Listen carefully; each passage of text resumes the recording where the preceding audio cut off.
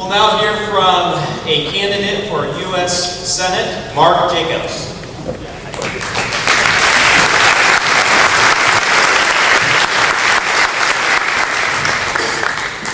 Good morning, everyone. It is great to be back in my home county.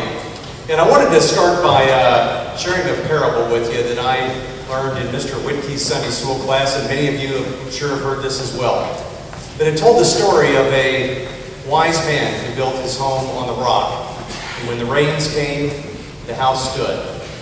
And a foolish man who built his home on the beach on the sand, and when the rains came, it washed away. Folks, our federal government is building its foundation on $17 trillion of debt. We're building a healthcare system on government regulations and bureaucrat, and America's future, your children's future, your grandchildren's future is being compromised. I'm running for the United States Senate because someone needs to stand up and tell Washington that it is unacceptable to trade rock for sand. Now, the choice you have in front of you here over the next couple weeks is who in the field we have here in the United States Senate, all good people, who is best equipped to rebuild America's foundation onto rock. Now, I had the opportunity earlier in my career to help lead a company back from the brink of bankruptcy. And I am the only person running in this race who has the real-world experience in dealing with the financial mess. Now, there's a couple things I think we need to do here, and I want to touch on 3 points very briefly this morning. Number one, we need a balanced budget. And we can start by passing a balanced budget amendment because Congress has proven that it's incapable without doing that. We also can bring some of the lessons from the private sector.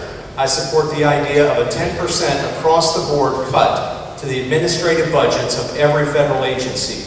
We also need to tackle fraud. We also need to tackle fraud and waste that we have in our federal government, which there's a tremendous amount. And here's an idea to tackle our debt. Our federal government has tremendous oil and gas reserves sitting on federal lands. And what we should be doing is we should be selling the mineral rights to those oil and gas reserves and taking those one-time revenue items and using that to pay down debt. And we can make a significant down payment in that $17 trillion of debt today. But spending cuts alone are not going to get us there. We also need to grow the economy, which brings me to my second point, Obamacare. Now, you may have noticed that the Congressional Budget Office came out with a study, 6-8 weeks ago, that said because of Obamacare, 2.5 million less Americans are going to be working. And President Obama tried to spin that as, oh, that's a good thing. People are going to have more leisure time. I'm sorry, that's a bunch of malarkey. The core problem in America is we don't have enough people working. Third thing we need to do is tackle the regulatory environment we have here, the morass. And one specific thing we can do is pass a piece of legislation that would require any new federal legislation to be reviewed by an independent agency for a cost-benefit analysis. Folks, on November 4th, we need to tell Bruce Braley to pound sand.